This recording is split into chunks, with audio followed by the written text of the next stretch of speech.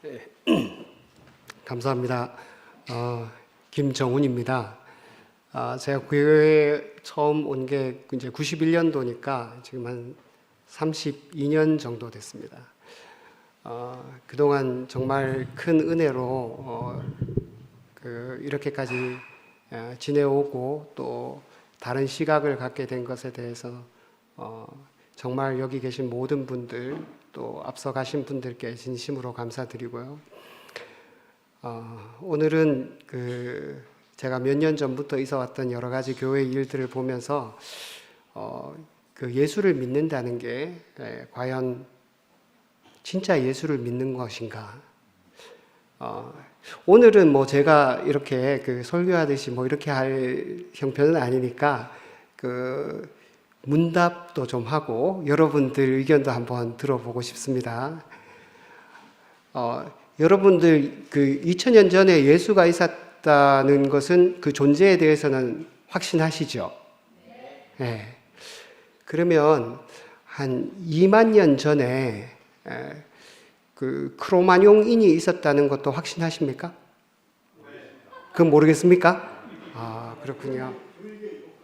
네? 교육의 효과. 그러면 지금 지구가 둥글다는 거는 다들 인정하십니까? 그것도 인정 안 하십니까? 안 하시는 분도 있군요. 자, 뭐라고? 배웠어. 역사적 유물도 있고, 네. 또 DNA인가 그런 검사를 해갖고, 네. 실제로 DNA 같은 이런 것도 확인됐고 이랬으니까 네. 있는 걸로 이렇게 알고 있습니다. 그렇죠. 지금 굉장히 합리적인 말씀입니다. 이 정도는 돼야 오늘 말씀을 좀 이해할 것 같습니다. 만약에 지금도 미국에서 15% 정도는 지구가 둥글다는 것을 인정하지 않는 사람도 있습니다. 그리고 지구의 역사가 아직도 6,000년이다 이렇게 생각하는 사람도 있습니다. 네, 많이 있어요. 네? 우리 교회도 오늘 골짜기에 사시는 분. 네. 문제는 이제 그렇게 하면은 이해할 수 없는 일들이 너무 많은 거죠. 지구가 감각적으로는 지구는 평평하죠. 우리가 뭐 지구 둥글다는 거를 우주인처럼 지구 밖에 나가보지 않은 다음에는 지구가 둥글다는 거 이 감각으로는 알 수 없지 않습니까? 그러니까 이 감각이 결국은 문제예요. 감각적으로는 지구는 평평합니다. 그런데 우리가 어떤 지혜를 가지고 더 깊이 생각한 사람들이 뭔가를 발견해 놓은 것을 우리가 같이 이해하고 나니까 지구가 둥글구나. 지구가 둥글다고 하는 것이 지금 훨씬 더 합리적이라는 게 다 밝혀졌잖아요. 자, 그러니까 우리가 예수를 믿는다는 것도 저는 이렇게 생각을 했습니다. 예수가 누군가를 아는 것, 그것도 중요한 일인데 예수를 믿는 내가 누구인가를 아는 것이 어쩌면 그것보다 더 중요할 수도 있다. 이런 생각이 들었습니다. 왜냐하면 예수는 우리한테는 구원자라고 하는데 밖에 나가면 별로 인정을 못 받지 않습니까? 그리고 예수는 우리 집 강아지한테도 별로 인정을 못 받습니다. 예수가 만유의 구속자다 이렇게 얘기하는 것은 아주 특수한 사건이라는 겁니다. 모든 만물에게 다 그런 것이 아니고 그렇게 인정하는 사람들, 그러니까 예수가 자기의 구세주다라고 인정하는 사람들은 도대체 머리 구조가 어떻길래 그런 거를 인정을 하는지. 그래서 예수 당시에 2000년 전에 예수가 말하던 방식, 그리고 예수를 그때 따랐던 사람들이 예수를 이해하는 방식에 대해서 우리가 좀 생각해 볼 필요가 있겠다 싶어서 오늘 좀 준비를 해봤습니다. 제가 예수가 입고 있는 저 문화의 옷을 다 벗길 수 있을지 모르겠습니다. 한계가 분명히 있겠지만 제 나름대로 제가 보게 된 만큼 말씀을 드리겠습니다. 우리 집 강아지는 예수를 주님이라고 믿지 않아요. 전혀 저하고는 다른 뇌 구조를 가지고 있기 때문에 그래요. 중세 시대 불과 500년 전까지만 하더라도 지구는 둥글다고 누구도 인정을 해주지 않았습니다. 근데 이제 지금은 달라졌죠. 이게 사람의 뇌하고 관계가 있습니다. 뇌가 어떻게 신을 인식하는가에 따라서 신의 레벨도 좀 많이 달라집니다. 원시 시대에도 분명히 신이 있었어요. 인간의 가장 큰 특징을 얘기할 때 뭐 불을 사용한다, 도구를 사용한다 이런 것도 있겠지만 도구는 뭐 침팬지도 사용하니까 가장 특별한 능력은 종교성이 있다는 겁니다. 죽음 뒤의 세계에 대해 가지고 뭔가 준비하고 자기 나름대로의 이 뇌 안에서 뭔가 스토리를 만드는 겁니다. 근데 우리 뇌가 사실은 저 두개골이라는 딱딱한 이 뼈에 갇혀 있어요. 그렇기 때문에 뇌는 언제나 바깥쪽을 실제로 보는 것 같지만 실제로 보지는 않습니다.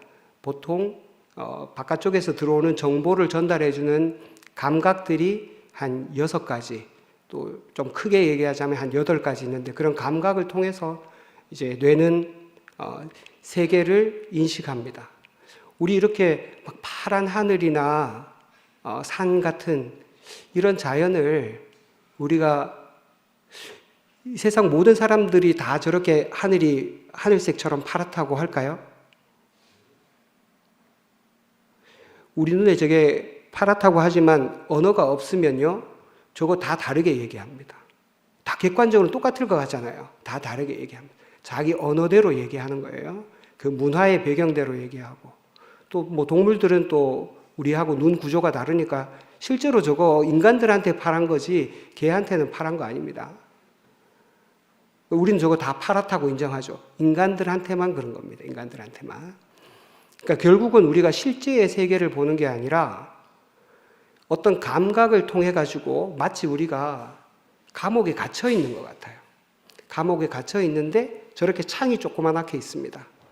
저 창밖의 실제 세계를 자기의 몇몇 감각 기관을 가지고 인식하는 거예요. 우리가 인간의 감각이라는 게 근데 얼마나 하잘 것 없냐 하면 제트기가 날아가는 소리는 다 들리죠. 지구가 날아가는 소리 들은 적 있습니까? 엄청 빨리 날아가요. 소리도 엄청 커요.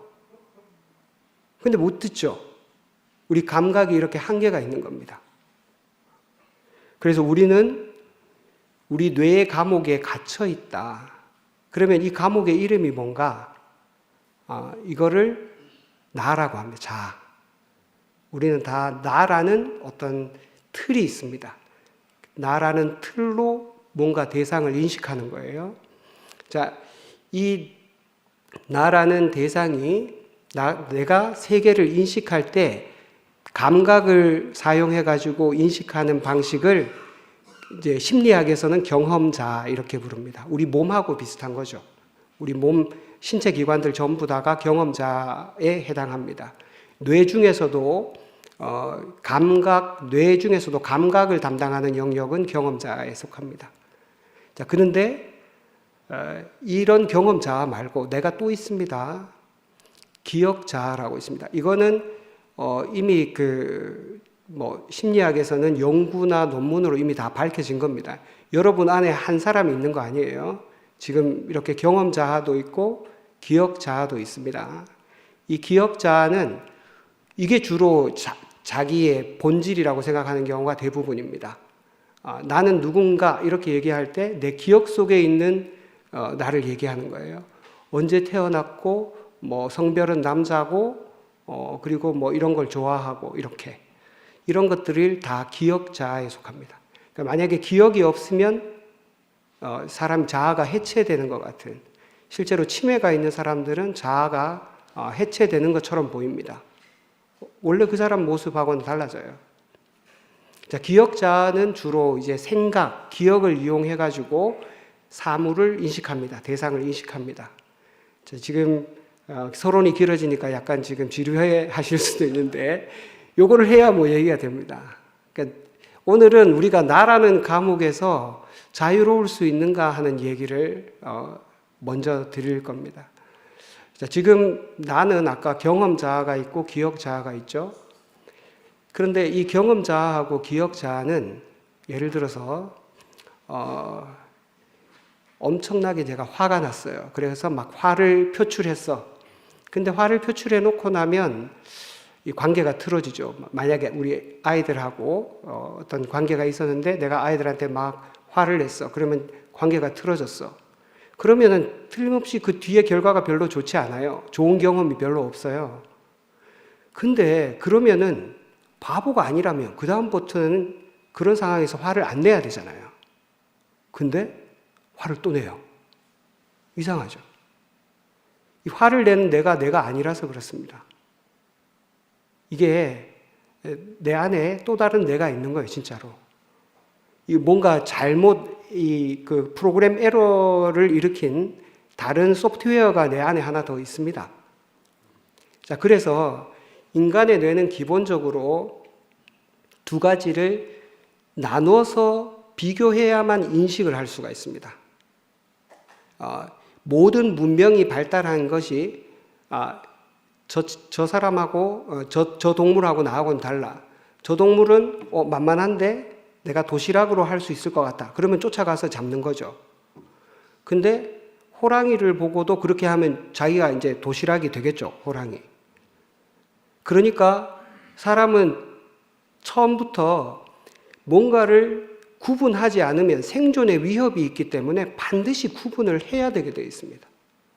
그래서 사람들이 뇌가 뭔가를 구분해야지 자기가 생존할 수 있고 그 생존의 양을 늘리고 질을 늘리는 방향으로 문명이 발전한 거예요.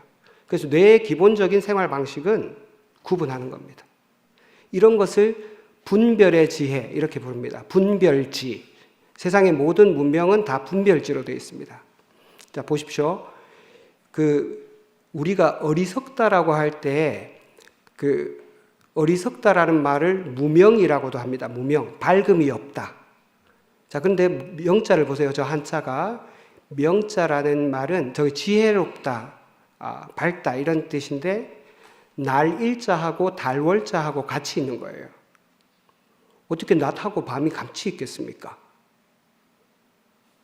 이 말이 안 되는 건데 같이 우리 입장에서는 분별지로는 분명히 나눠진 것인데 그것이 함께 있는 것을 지혜라고 합니다.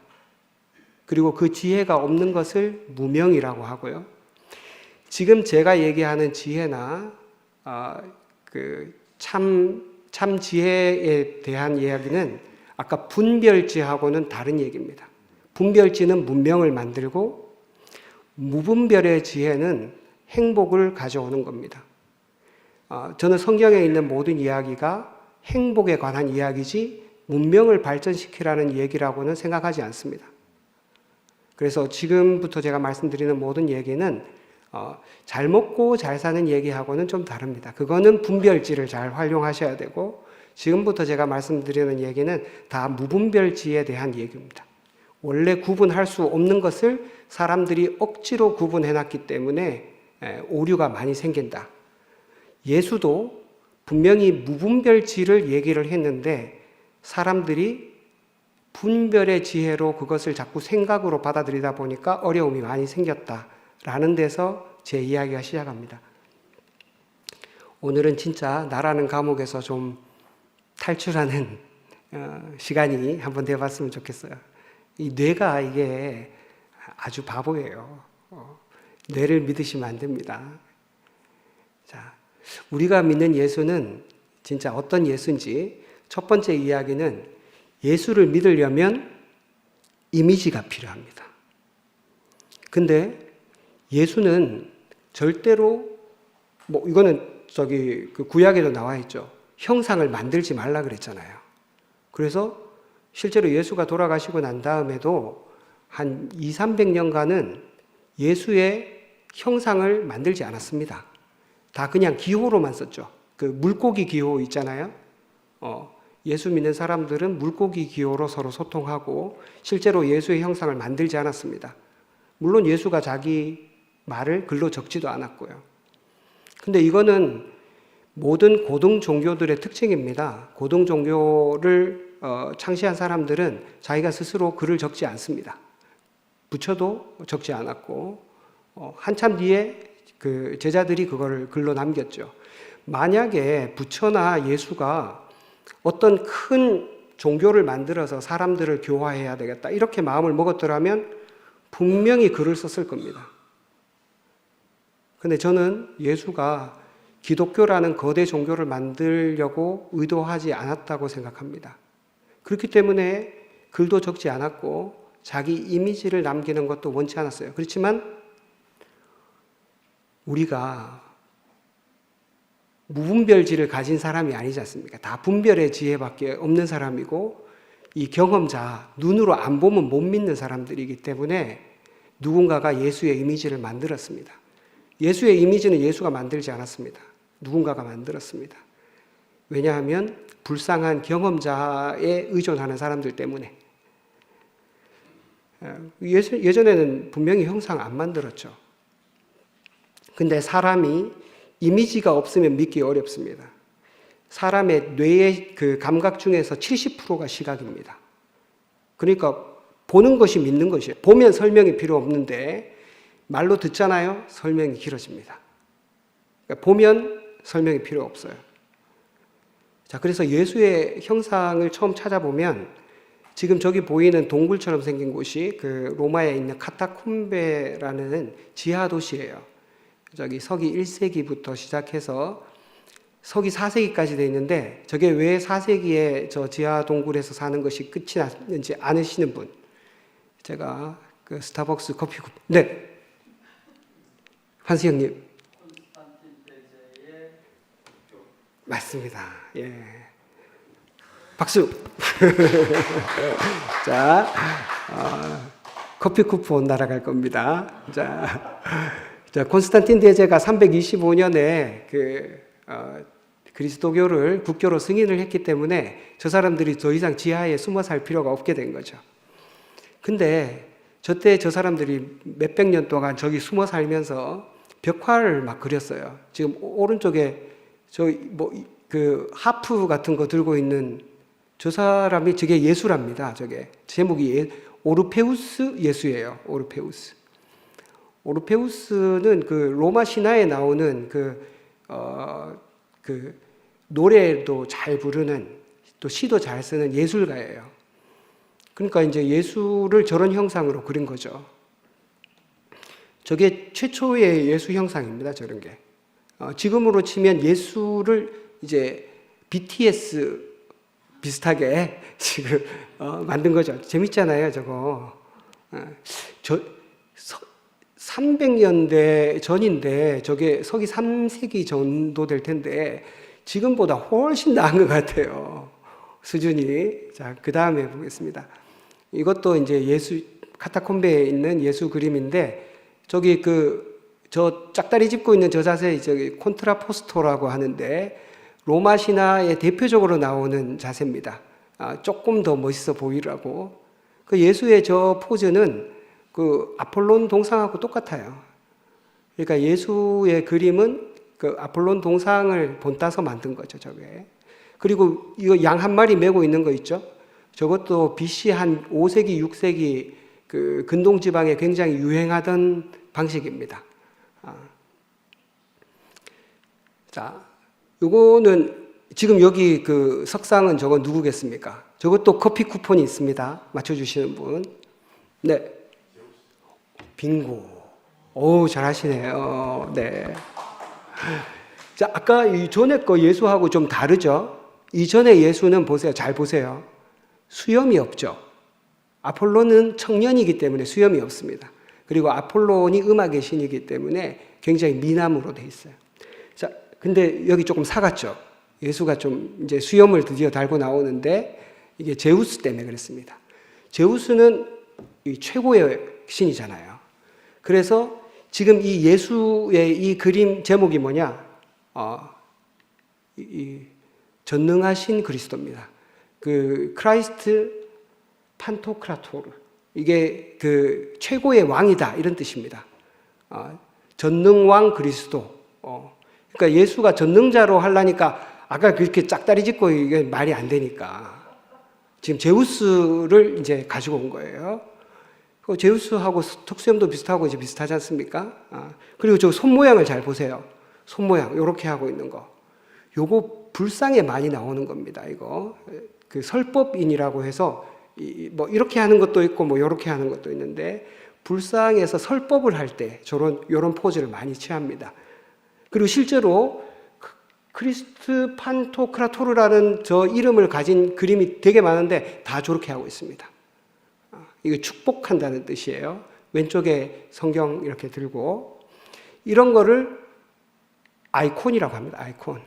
근데 이거 하나님이 이런 거 만들지 말라고 했잖아요. 근데 6세기부터 이런 거 만들기 시작합니다. 왜 그럴까요? 사람들은 안 보면 못 믿습니다. 이런 건 항마 촉지인이라 그래가지고 이 사탄을 마귀를 누르는 포즈예요. 그 불상들은 다 저런 나름대로 손 포즈가 있습니다. 이게 그러니까 손이 그냥 단순히 이렇게 있는 게 아니고 어떤 의미를 가지고 있다는 뜻이에요. 아까 판토크라토르라는 것도 전능한 왕이 이제 축복을 하는 장면이에요. 마찬가지로 부처님도 자기 그 형상 절대로 만들지 말라 그랬어요. 근데 나중에 이제 그 알렉산더 대왕이 와서 침공하고 뭐 이렇게 문화가 뒤섞이면서 헬레니즘하고 이제 뒤섞이면서 이제 불상이 생기기 시작했죠. 그러니까 제대로 된 그 불교는 그런 거 잘 만들지 않습니다. 있더라도 그냥 폼이고 실제로 믿지 않고요. 자, 그 다음에는 14세기, 15세기가 되면 르네상스 시대가 됩니다. 예수가 아까는 약간 남성적이었다면 야리야리하게 됐죠. 이 다빈치가 예수를 이렇게 야리야리하게 그렸습니다. 그리고 이때부터 예수는 이제 꽃미남의 길을 걷기 시작합니다. 그 뒤로부터 나오는 예수는 다 꽃미남이에요. 자, 보십시오. 자, 이거 많이 본 그림이죠. 자, 이 그림은 아까 르네상스 시대의 예수는 꽃미남 예수는 15세기였는데 이 그림은 몇 세기겠습니까? 자, 이것도 맞추시면 커피 쿠폰이 나갑니다.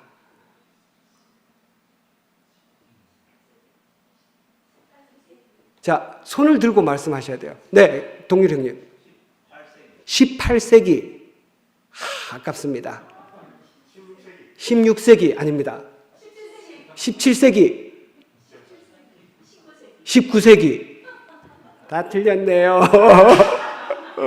다 틀렸습니다. 이거는 제가 커피를 먹도록 하겠습니다. 20세기. 이거 미국 사람이 그린 그림이에요. 이거 굉장히 최근 그림이에요.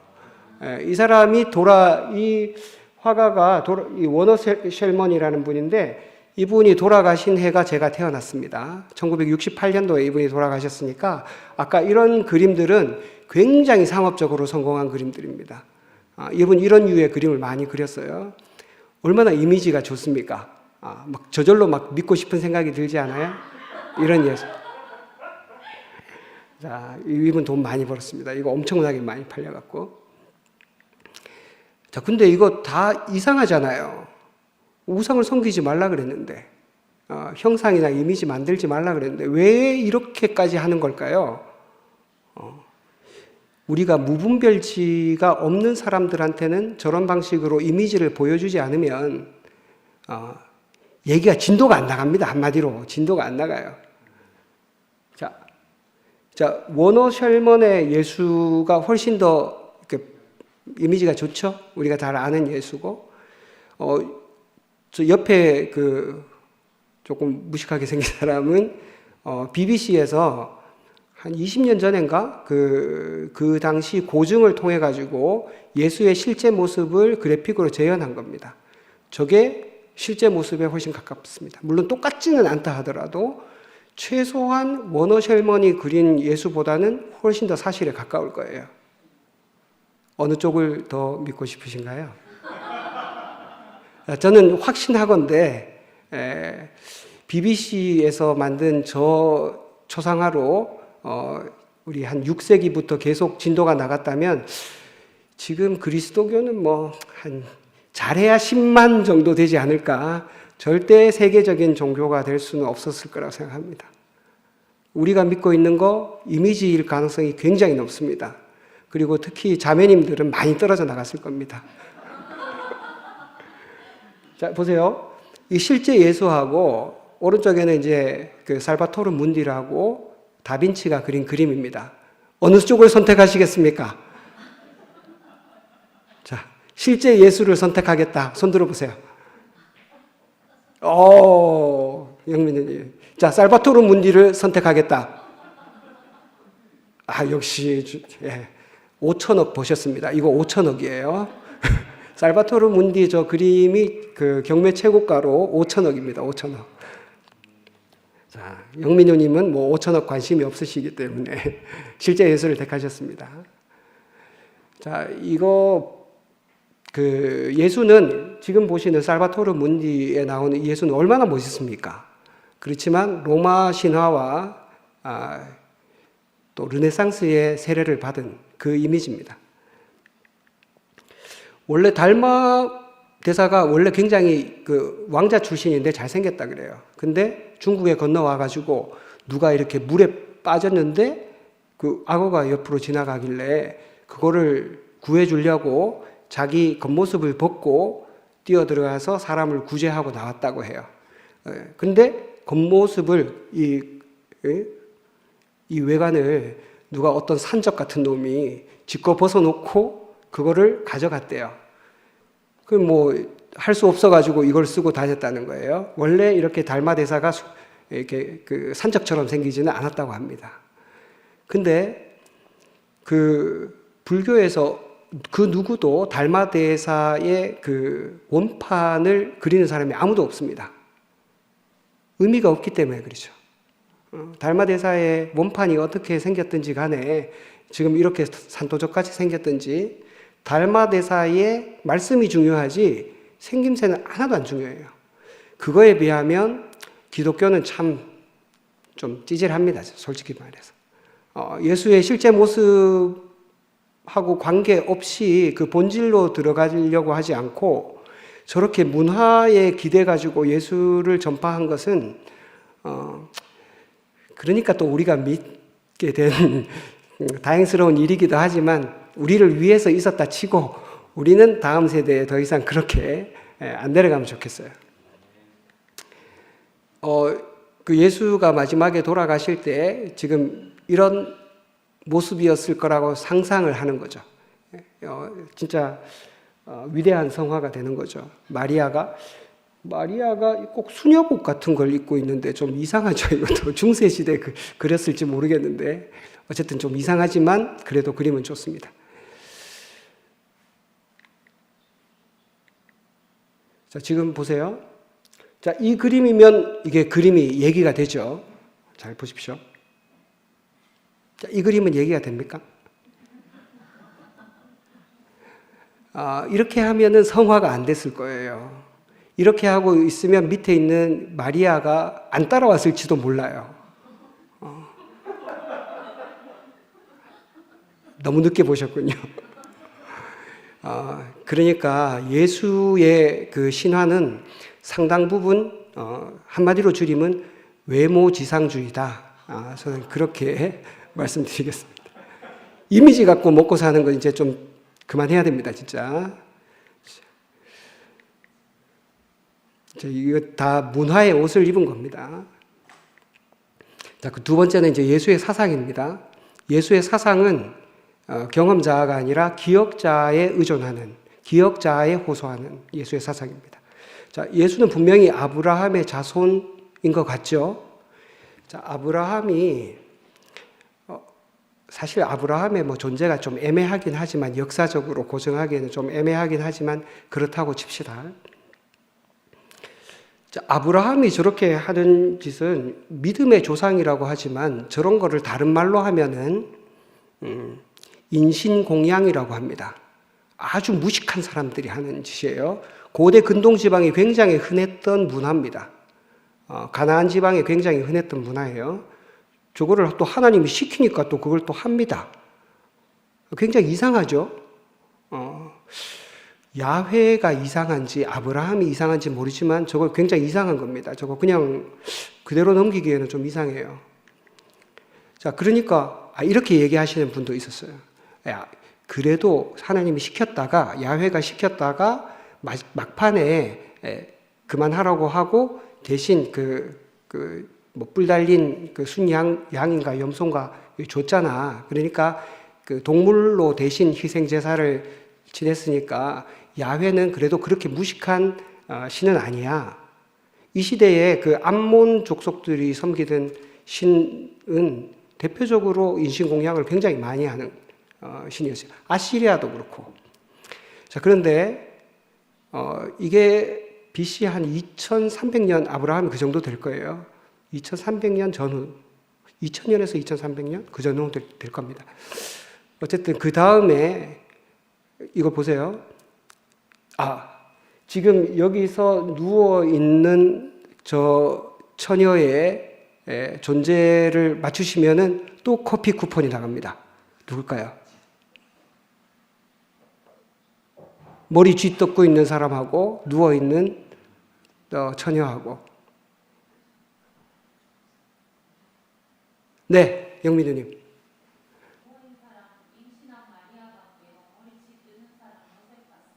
그렇습니까? 영민우님 상상력이 너무 풍부하셨습니다.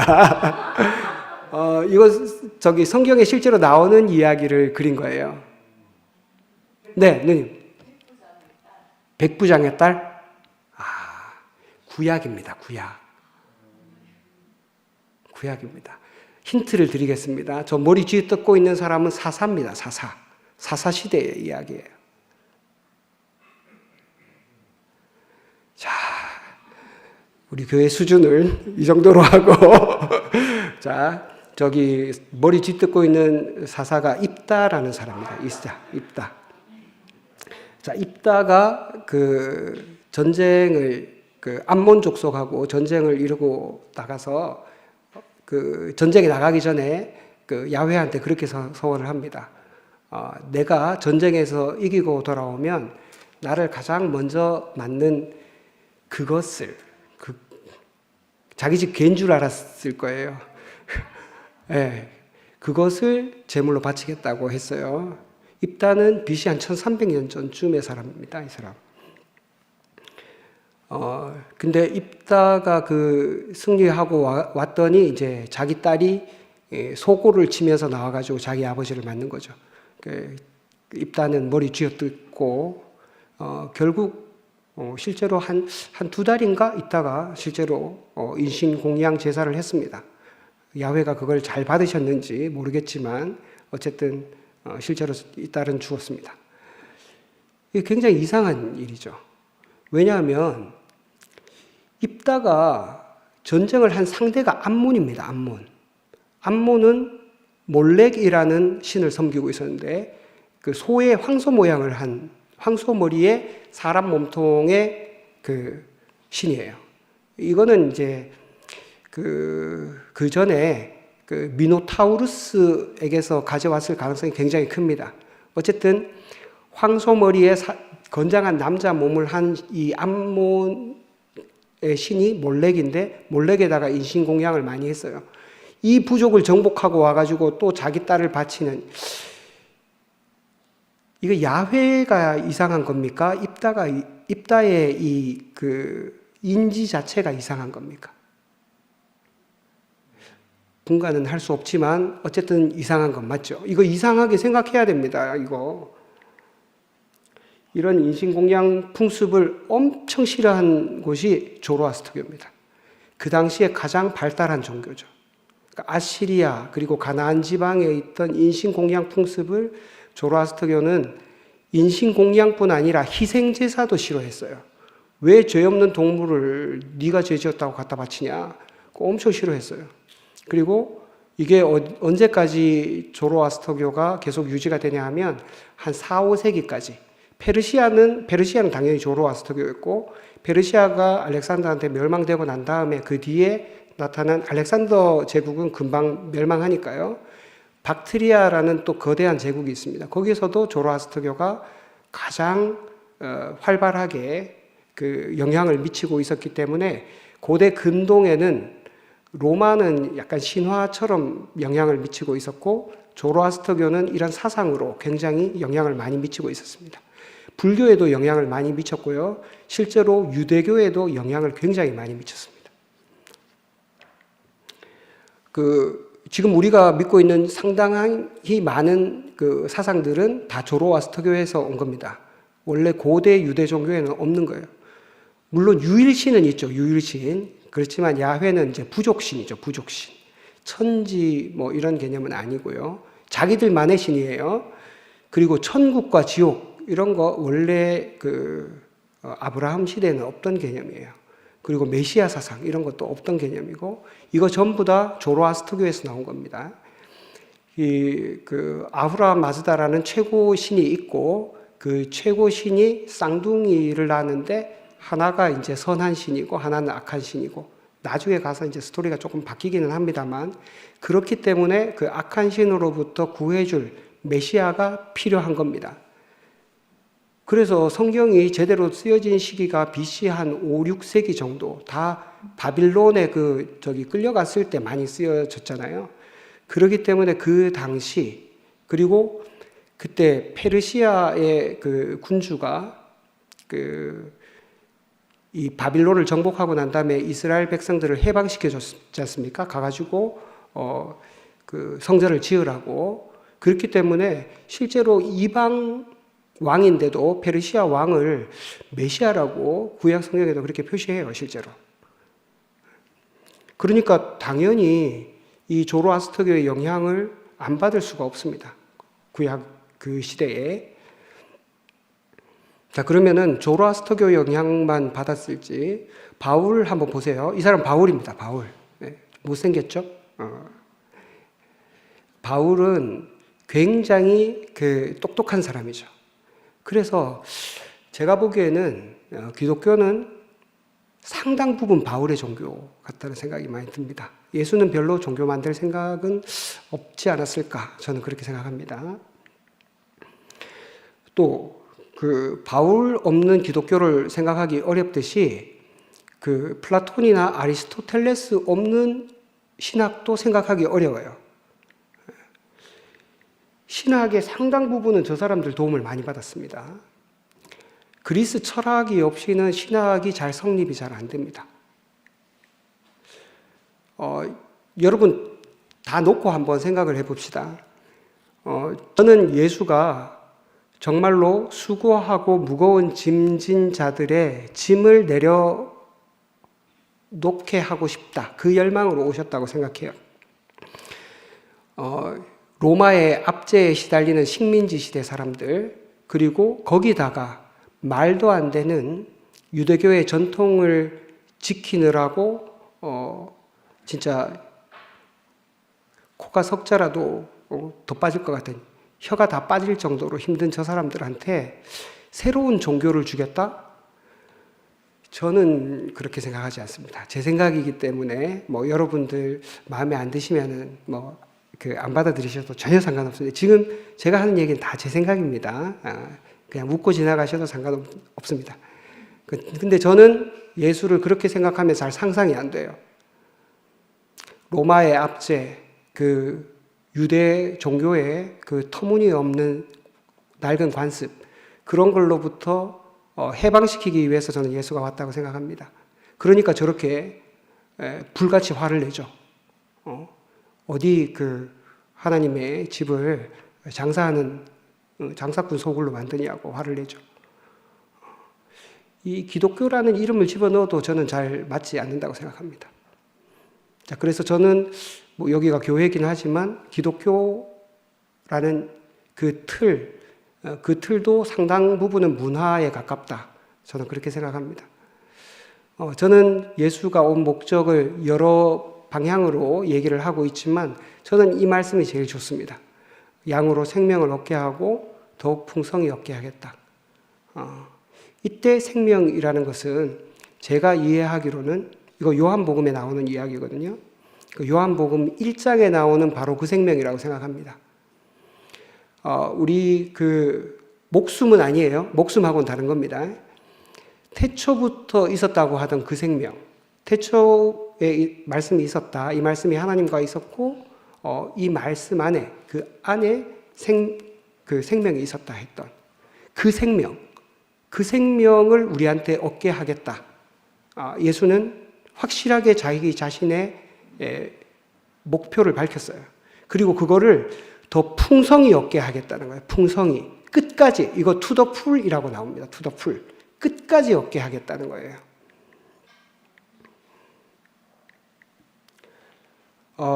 아까 그런 그 몰렉에게 그 인신공양을 하는 그 암몬 사람이나 그 암몬을 정복하고 와서 자기 딸을 인신공양하는 그 입다의 모습이나 인간의 의식이 그 정도 수준에서 머물면 신도 그 정도 되는 겁니다. 우리가 우상을 싫어하는 것은 그 우상 자체 때문이 아닙니다. 그 우상이 뭐라고요? 지금 금송아지 만들면 녹여가지고 우리 요새 금값도 비싼데 쓰면 되죠. 근데 문제는 그 우상을 만든 사람들의 의식이라는 겁니다. 의식. 그 의식이 그 정도에 머물면 그들이 믿는 신도 그 정도밖에 되지 않습니다. 최소한 우리가 믿는 하나님이 천지를 창조한 하나님이라면, 우주를 창조한 하나님이라면 태양계를 벗어날 때 그 보이저호에서 보내온 저 정도 시선보다는 더 높고 더 크지 않겠습니까? 우리의 의식이 그 시선까지 확장이 되지 않으면 신이 저 점처럼 보이지도 않는 저기에서 사람을 기독교인이라고 갈라내고 뭐 그 안에서 또 뭐 가톨릭 뭐 또 기독교 안에서는 무슨 분파 막 그거 뭐 밥에서 콩 골라내듯이 그거 하고 그런 하나님 저는 안 믿겠습니다. 그런 하나님 저는 안 믿겠습니다. 저는 이게 굉장히 큰 그 지혜라고 생각합니다. 칼 세이건이 그렇게 고집을 부려가지고 그 정도 고집 괜찮은 것 같아요. 나사를 설득하고 그 고집을 부려가지고 한번 카메라를 돌리고 난 다음에 우리의 우주 안에서 우리의 모습을 되돌아보게 됐죠. 이런 것을 불교에서는 회광반조라고 합니다. 회광반조. 눈을 돌이켜가지고 자기 눈이 우리 눈을 볼 방법이 없지 않습니까? 지금은 거울이 있으니까 되지만 우리가 우리 눈을 아는 그 옛날 고대 사람들의 유일한 방법은 눈을 볼 수 없으니까 눈으로 볼 수 있는 대상들을 보고 이런 감각이 내 눈을 통해서 들어오는구나. 눈을 감으면 안 보이는구나. 뜨니까 보이네? 그러니까 눈이 있구나. 이렇게 아는 거예요. 오히려 눈을 보는 방식은 눈을 감아야 눈이 보이는 거예요. 그게 회광반조입니다.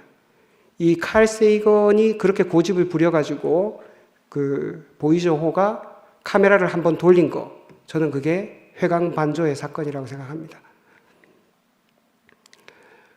이렇게 높은 시선에서 바라보면 저는 기독교인과 뭐 불교인도 다르지 않지만 생물과 무생물까지도 별로 그렇게 다르지 않을 것 같다는 생각이 듭니다.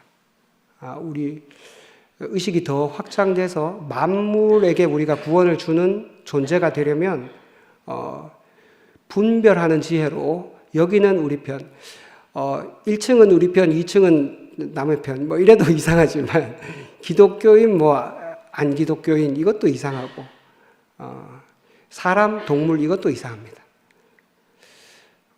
제가 아까 말씀드린 기억자는 주로 이런 생각에 의존을 많이 하고요. 경험자는 이미지, 형상, 감각에 의존을 많이 합니다. 그것 외에도 이 두 가지 자아 외에도 또 하나의 자아가 더 있습니다. 배경자아입니다. 배경자아. 심리학에서 쓰는 용어입니다. 이걸 스피릿이라고도 부르고 지금 이제 심리학이 점점 뇌과학의 힘을 입어가지고 점점 더 영성에 가까워지고 있어요. 그래서 영성가들은 당연히 배경자아를 그냥 영성이라고 부릅니다. 기독교인들하고 제일 가까운 말은 성령이겠죠. 성령. 그리스도라고 해도 되고 불교를 믿는 사람들은 이것을 본래 자리, 본래 면목, 텅 빈 자리 뭐 이렇게도 얘기합니다. 내용상 비슷합니다. 굉장히 비슷합니다. 용어의 차이 때문에 헷갈릴 필요는 없습니다. 실제로 하나님이 있다고 쳐도 제가 성령을 배경자라고 이름 붙인다고 해서 이름이 그게 뭐냐, 내가 성령이라고 하라 했지, 막 이렇게 따지지는 않을 것 같아요. 하나님이라면. 그런데 굉장히 중요한 것이 배경자가 기억자가 만나는 순간이 느낌입니다. 느낌. 이거 감정하고는 좀 다른 거예요. 감정하고는 좀 차원이 많이 다릅니다. 감정은 생각에서 많이 나오고요. 느낌은 그냥 딱 나오는 겁니다. 우리가 누군가를 볼 때 너무 뭔가 이상한데, 이런 느낌 들 때 있잖아요. 우리가 교회 처음 왔을 때 여기구만 이렇게 생각했잖아요. 저는 그런 느낌 들었어요. 그때 처음 왔을 때 이 목사님이 1시간 반 정도 설교하셨는데 일부 알아듣고 나머지 잘 몰랐고, 막 사방은 어수선하고, 오늘 지영이가 안 와서 그런데 그때 정영이 누나도 돌아다니고 다들 이상했어요. 그렇지만 느낌, 여기구나, 그런 느낌 들었어요. 그 느낌을 무시하면 자꾸 생각에 빠지게 되고, 그러면은 자꾸 어떤 이미지를 만들고 논리를 만들고 사상을 만들게 돼서 결국 어떻게 되냐? 느낌이 풍부하지 않으면 생명력이 살아나지 않습니다. 생명력은 느낌에 훨씬 가깝습니다. 아무리 공교한 언어로 사상을 구체적으로 만들어놔도 느낌이 살아나지 않으면 이상하다고 보셔야 돼요. 이거 이상한데? 제 얘기도 느낌이 없으면 좀 이상한데 이렇게 보셔야 됩니다. 마지막으로는 언어를 넘어가는 겁니다. 모든 문화는 언어를 넘어가기가 매우 매우 어렵습니다. 인간의 모든 문화는 거의 언어로 만들어졌다 해도 과언이 아니에요. 인간의 뇌는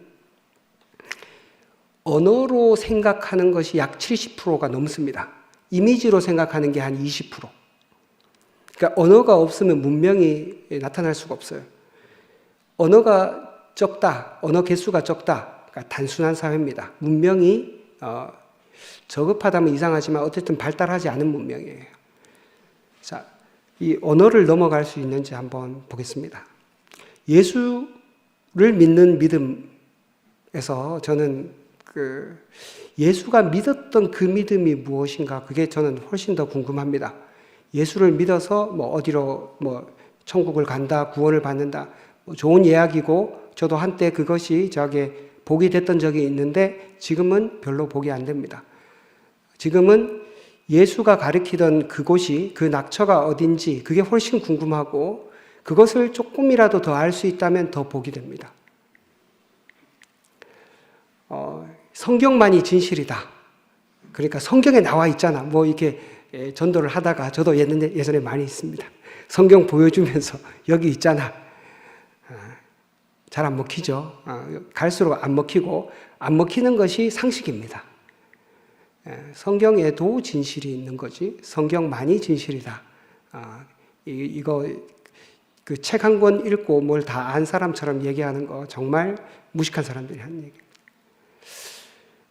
지금 이게 수태고지 하는 장면입니다.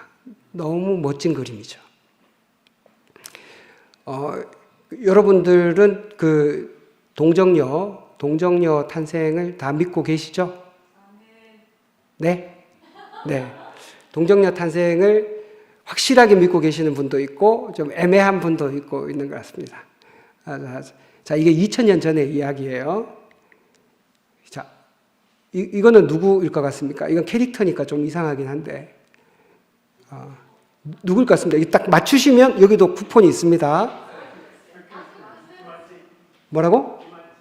김할지. 김할지보다 한 80년 먼저 났습니다. 네, 박혁거세 맞습니다. 네. 자, 박혁거세가 아래서 났는데, 비슷한 시대입니다. 이게 다 2000년 전의 이야기예요. 근데 그 박혁거세 이야기는 성화가 안 나왔어요. 성화가. 왜 그랬겠습니까? 수태고지는 엄청나게 많죠. 그림이. 다빈치도 저거 그리고. 근데 왜 박혁것에는 그림이 없어가지고 지금 누가 캐릭터로 저렇게 너무 없어 보이게 왜 저렇게 해놨을까요? 다 알거든. 이게 어떤 메시지를 전달하려는 스토리의 방식이라는 걸 아는 거예요. 그러니까 박혁거세를 성인이라거나 뭐 그렇게 하지 않죠. 다 어떤 스토리를 담고 있는 겁니다, 이게. 근데 왼쪽 그림처럼 저렇게 수태고지를 엄청난 그 공을 들여가지고 문화적으로 만들어 놓으면 엄청 사실 같지 않습니까? 이 캐릭터로 만들어 놓으면 저거 아무도 안 믿을 것 같고, 이거는 문화의 힘입니다. 문화의 힘. 성경에 있으니까 진실이다. 이것도 절반만 맞습니다. 저는 거꾸로 진실이니까 성경에 써 있다 이렇게 생각합니다. 성경이니까 진실이다가 아니고 진실이니까 성경에 써 있습니다. 근데 진실이니까 성경 말고 다른 데 누군가가 써놨을 수도 있죠. 그러면 예를 들어서 그건 조금 이따가 또 나오니까 자, 이 선악과를 먹지 말라고. 자, 이 앞에도 또 문제가 있습니다. 앞에 뭔가 생략된 게 있어요. 뭘까요?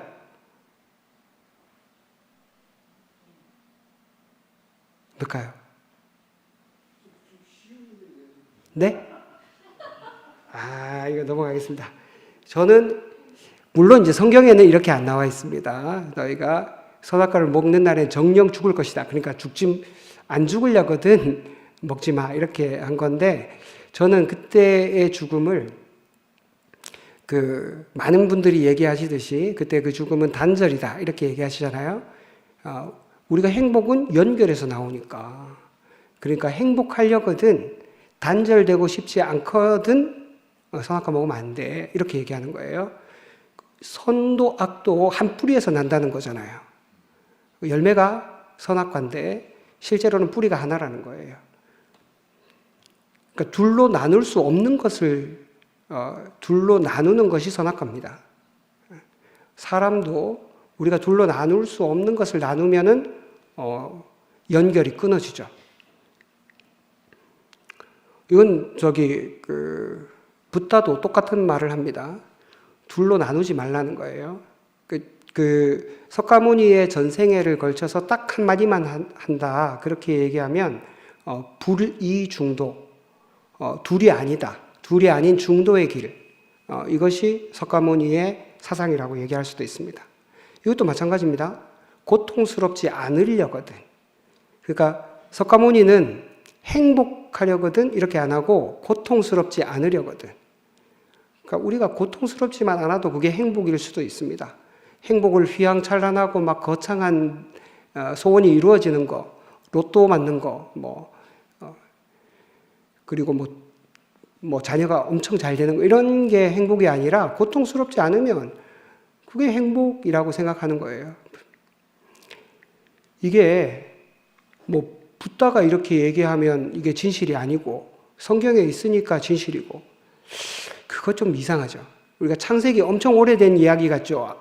아담과 하와 이야기 같으니까 막 엄청 태고적 얘기 같지 않습니까? 다 이게 BC 한 6세기 정도에 쓴 겁니다. 이거 다 메소포타미아 지방의 설화들 여기저기 모아가지고 그러니까 창세기가 원문을 보면 막 이 말이 왔다 갔다 하는 거예요. 그 메소포타미아 지방의 설화들 모아가지고 쓴 겁니다. 설화를 모아서 썼으니까 그러면은 제가 그게 거짓이다 얘기하려는 게 아닙니다. 그렇게 모아서 썼더라도 진실이에요. 노아 이야기, 길가메시 서사시에 나와 있는 얘기입니다. 노아 시대가 그 성경 쓰여진 것보다 훨씬 더 먼저 이야기예요. 그렇지만 어떤 진실을 담고 있기 때문에 그거 괜찮은 거예요. 누가 오리지널리티 따지는 건 그게 너무 구차합니다. 그 예수의 이야기가 예수가 스스로 만들어냈냐, 어디서 들었냐, 배웠냐, 그게 무슨 의미가 있습니까? 바로 예수가 진실을 얘기하면 그게 누구한테 들어서 얘기를 했든, 세례요한한테 들었든, 아니면 누가 얘기하는 것처럼 동방에 가서 배우고 왔든 무슨 상관이 있습니까? 오리지널리티 따지려는 사람들은 굉장히 자존감이 약한 거예요. 우리도 주변에 그런 분이 좀 있지 않습니까? 내가 원조다. 깝깝합니다. 원조면 어떻고 아니면 어떻습니까? 그냥 진실이면 되는 것이지. 그게 네? 그거는 퀴즈로 내겠습니다. 맞추시는 분한테 여기 와서 맞추시는 분한테 제가 혹시 아십니까? 모르시는군요. 네. 자, 이것도 배경이 있습니다. 문화적인 배경이 있어요. 자, 인도 아리안 계통이 모든 문명의 한 절반을 이상을 차지하는 것 같습니다. 지금으로 말하면 카자흐스탄이나 아프가니스탄 그 주변입니다. 그 중앙아시아, 그러니까 아시아도 아니고 유럽도 아닌 어중간한 사람들이 있죠. 옛날 우리나라는 그런 사람들 생목인 이렇게 불렀습니다. 그런 사람들이 인도 아리안 계통입니다. 인도 아리안 계통이 이 동쪽으로 넘어오면 인도 사람이 되고 서쪽으로 가면 이란, 그 다음에 더 유럽으로 더 나가가지고 지금 게르만 민족이나 뭐 이런 쪽이 되는 거거든요. 이 사람들이 쓰는 문자들은 다 표음 문자입니다. 표음 문자. 음만 쓰는 거예요. 뜻이 없어요. 그러다 보니까 선악과를 얘기해도 스토리가 있어야 되잖아요. 그리고 스토리가 있으면 훨씬 더 먹히기가 좋습니다. 자, 지금 인도 아리안어를 쓰는 영역이 저 정도 돼요. 유럽 거의 다 하고, 그 다음에 인도 일부 지역까지 다 인도 아리안 계통이고, 물론 이제 아람어는 인도 아리안 계통은 아닌데, 표음 문자는 맞아요. 예수님 시대에 썼던 어는 아람어거든요. 아람어.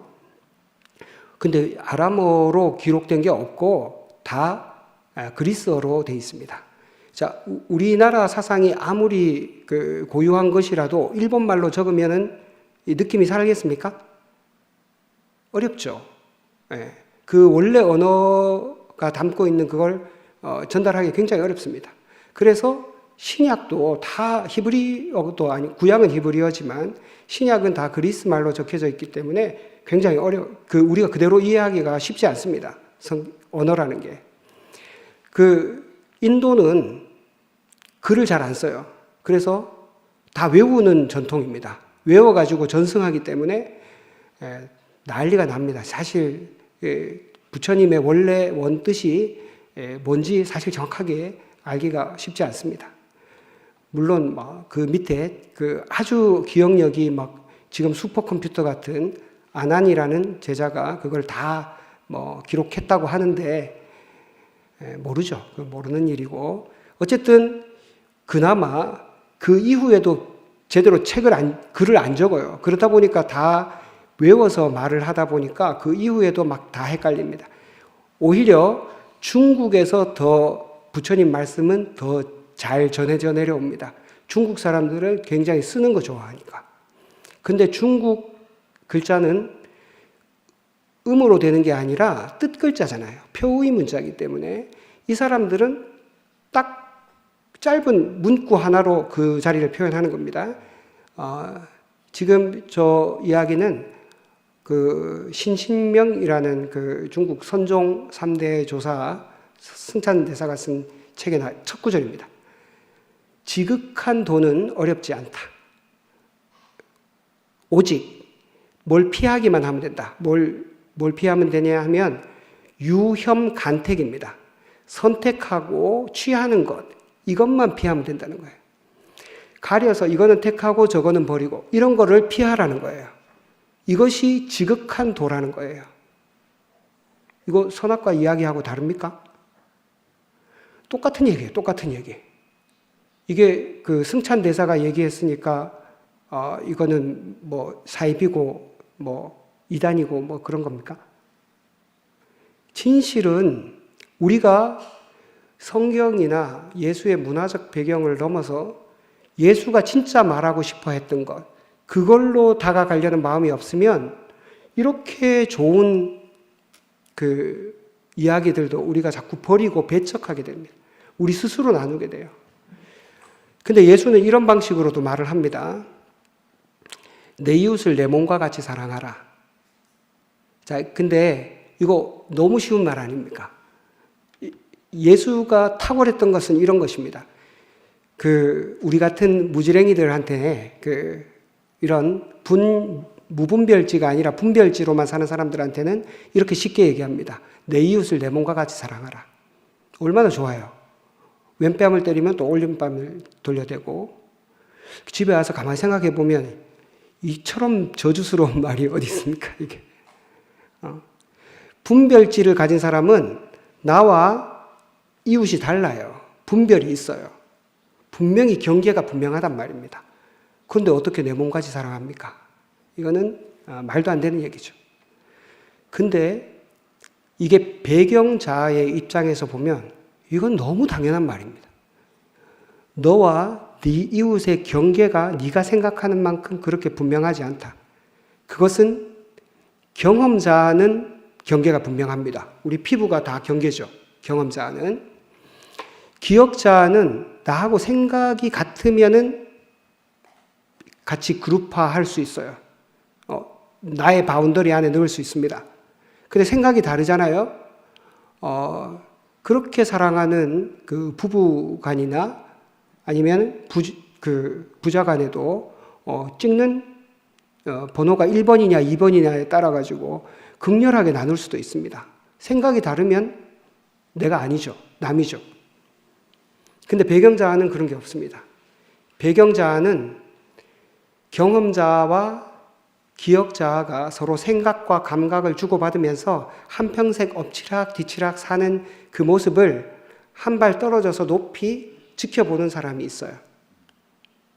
그것이 여러분한테도 분명히 있습니다. 저는 예수가 그 관점에서 성령을 받으라고 한 거고, 예수가 올라가면서 내가 가는 게 너희한테 더 유익하다고 했잖아요. 왜 근데 자꾸 끄집어내립니까, 예수를? 무슨 욕을 보이려고 자꾸 예수를 끌어내려요. 예수를 알려고 할 것이 아니라 예수가 주겠다고 한 그것 있지 않습니까? 왜 그거는 안 찾죠? 왜 안 찾는가 하면 경험자가 보기에는 막연한 겁니다. 그거. 보혜사는 경험자가 보기에는 이미지도 없고 막연하죠. 기억자가 보기에는 굉장히 황당합니다. 황당해. 머릿속에 정리가 안 돼요. 보혜사는. 그러니까 집어치우는 거죠. 예수는 그 다음에 눈에 보이는 것 같죠? 다 저렇게 문화로 도배된 겁니다. 그렇게 예수를 알면 우리 삶이 좀 나아집니까? 저는 그렇게 예수 알아가지고는 배가 하나도 안 부릅니다. 전혀 도움이 되지 않습니다. 물론 저한테 도움이 안 되는 얘기를 남한테 할 수도 없고요. 예수가 이 얘기를 너무 쉬운 얘기처럼 했지만 배경자의 안목에서 얘기한 겁니다. 경험자의 안목에서 들으면 말도 안 되는 소리죠. 우리가 배경자로 예수의 이야기를 듣지 않으면 다 어렵습니다. 다 말도 안 되는. 저는 예수가 40일간 광야에서 저는 집중 수행을 했을 것이라고 봅니다. 그 유대교 전통에는 이런 거 잘 없거든요. 무엇을 했는지 아무도 모르죠. 아무것도 안 나와 있으니까. 그렇지만 저는 저때 그렇게 굶주리면서 경험자의 육체적인 본능에서 떠나오고 배고프면 온갖 생각들 다 들거든요. 기억자, 우리가 에고라고 보통 많이 부르는 그 에고의 욕망에게서도 자유로워지는 그 시간을 거쳤을 거라고 봅니다. 그래서 사탄도 그거 딱 알고 시험하는 거예요. 경험자의 본능에 맞는 시험을 하죠. 돌로 떡 만들어 먹어라. 이거는 경험자를 시험하는 거예요. 그리고 그 높은 곳에 올라가가지고 뛰어내려 보라. 이런 것들은 이제 그러면 그 영광을 가질 수 있는 기억자의 욕망을 자극하는 거고, 마지막은 나한테 절해라. 이거 다 줄게. 그것은 굉장히 종교적인 또 욕망입니다. 저는 예수가 40일간의 그 광야에서 실제로 사탄이 왔을까요? 저는 모르겠습니다. 그런 이야기는 조로아스터교에서 많이 나오는 얘기예요. 이거는 나중에 제가 기회 되면 또 한 번 더 하겠습니다. 자, 오늘 얘기한 거 마무리를 하면 우리 뇌는 기본적으로 문화를 떠나서 인식하는 것 자체가 거의 불가능하다. 그래서 우리가 알고 있는 많은 예수의 이야기들도 그 이미지에 현혹된 것이 많다. 예수의 사상조차도 그렇다. 그리고 그 모든 것을 이루는 바탕인 언어 자체가 벌써 예수 그 자신의 언어가 아닐 가능성이 많다. 그러니까 제가 성경이 가치가 없다 이런 얘기를 하려는 게 아니에요. 그렇기 때문에 더 깊이 봐야 된다는 겁니다. 다 배경자의 안목에서 예수를 만나지 않으면 예수가 내가 가니까 이걸 보내줄게. 왜 보내준다는 건 안 받고 간 사람 자꾸 뒷거리 잡고 그럽니까? 말이 안 되는 거죠. 요거는 지금 할 수는 없고요. 나중에 언제든가 시간이 되면 또 한번 마저 하도록 하겠습니다. 예수를 믿는다는 건 저는 확실한 거를 잡으려는 게 인간의 그 본능이에요. 뇌의 본능입니다. 뇌는 확실하지 않으면 굉장히 확실하게 만들기 위해서 애를 굉장히 많이 씁니다. 근데 실제로는 확실하지 않습니다. 우리가 양자역학이 그 똑똑한 사람들이 모여가지고 50년 이상 논쟁을 했는데도 여전히 결론이, 물론 이제 지금은 결론이 났지만 이해하기가 쉽지 않죠. 근데 보세요. 예수가 하나님 아들이고 예수가 하나님의 마음을 우리에게 전해준 하나님의 본성이라면 그게 왜 우리한테 분명해야 됩니까? 우리 뇌에 왜 그렇게 분명하게 인식이 돼야 돼요? 우리는 그렇게 분명하게 인식할 수 있는 뇌를 가지고 있지 않아요. 희미할 수 있습니다. 애매할 수 있어요. 애매한 것을 억지로 분별하려고 하다가 다 이 모양 난 겁니다, 지금. 모자와 안자가 그렇게 세상을 둘로 쪼갤 만한 분별의 지혜라고 생각할 수 있습니까? 진짜 그 한자 가지고 자 보세요. 그거는 개념이잖아요. 개념. 그죠? 자, 개념이 실제를 망치는 것이 이런 걸 멸망이라고 하는 겁니다. 이런 거 멸망. 실제가 개념화돼서 전달되는 건 어쩔 수 없다 하더라도 아무 내용도 없는 개념을 가지고 실제 여러분의 생명을 얻게 하고 더욱 풍성히 얻게 하는데 전혀 도움이 되지 않는, 최소한 사람 머리 숫자만 셀 수 있어도 이게 전혀 풍성해지지 않는다는 걸 다 알고 있습니다. 근데 그거 계속하는 거는 뇌에 문제가 있다고 밖에는 참 할 수가 없는 얘기죠. 자, 예수를 믿는다는 건 상당히 희미한 일입니다. 그렇게 생각만큼 분명하지 않습니다. 자, 나라는 감옥에서 자유하는 것은 낮의 해와 같은 저 밝음과 밤의 달빛 같은 저 어스름한 것이 함께 있다는 것을 알아야 돼요. 그것이 함께 있는 것. 예수가 배경자의 안목에서 보면 너무나 밝고 확실합니다. 그렇지만 경험자에서 안목에서 보면 좋은 사람 같긴 한데 애매하죠. 애매합니다. 기억자한테는 훨씬 더 혼란스럽고요. 이거는 이제 그 도덕경에 나오는 이야기인데요. 자, 보세요. 이것을 일컬어 시위 무상지상, 이것을 일컬어 상이 없는 상이라 한다. 형상이 없다는 뜻이에요. 무물지향. 이것도 무물지상, 어떤 형상이 없는 어떤 물건이다. 지금 이것이 바로 황홀이다 한다. 이런 것을 황홀이라고 한다는 거예요. 자, 그것을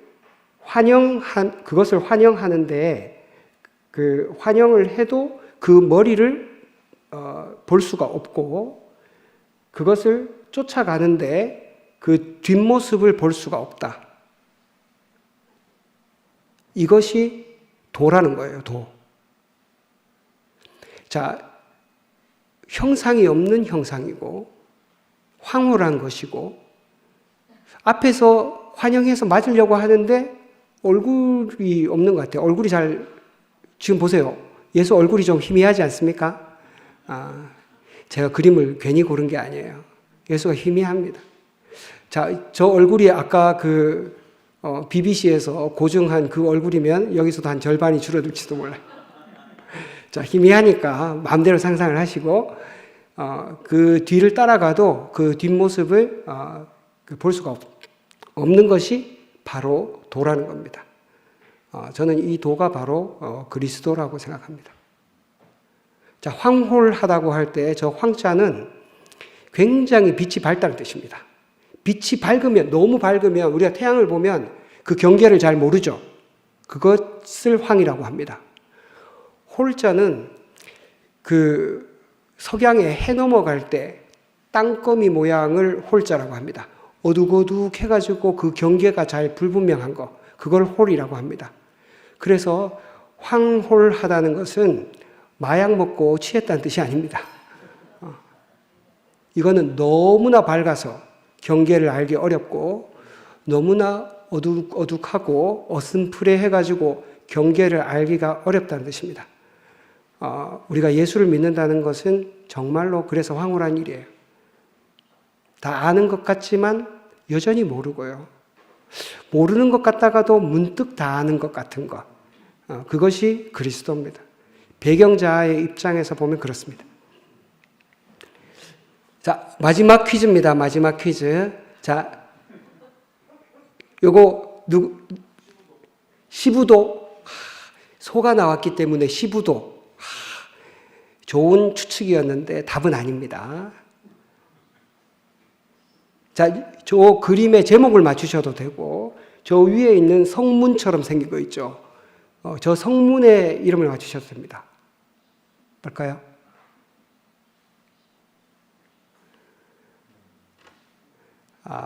네.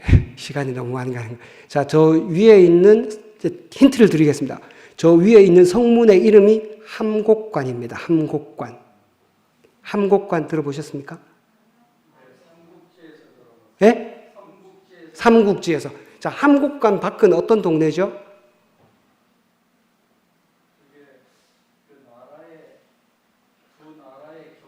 맞습니다. 두 나라의 경계인데 함곡관 밖은 중국이 자기네 땅으로 쳐주지 않습니다. 야만족 그리고 미개한 곳 또는 문명이 닿지 않는 곳으로 생각해서 함곡관 밖으로 누군가가 지금 가고 있는 것이에요. 노자입니다. 노자 출관도입니다. 아까 그 얘기한 사람 있죠? 시위황홀이라고 얘기한 그 노자가 노자 도덕경 몇 자 써주고 한 5,000자 써주고 지금 소를 타고 가는 거죠.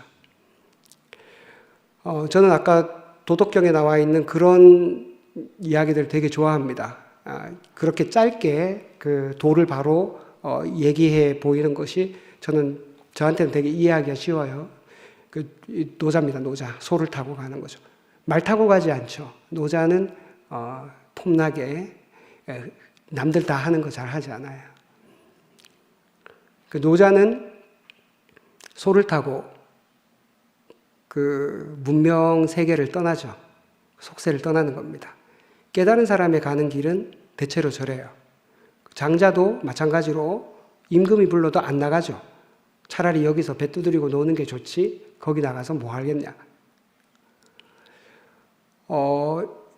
노자가 얘기한 그 도가 이 도입니다. 그리스도입니다. 저는 그렇게 생각합니다. 근데 저는 노자는 소를 타고 함곡관을 떠나서 문명이 없는 곳으로 사라졌죠. 그래서 영원히 전설이 됐습니다. 근데 예수는 다 깨달은 분이 어쩌자고 나귀 새끼를 타고 예루살렘에 들어왔을까요? 죽으려고 작정을 했겠죠.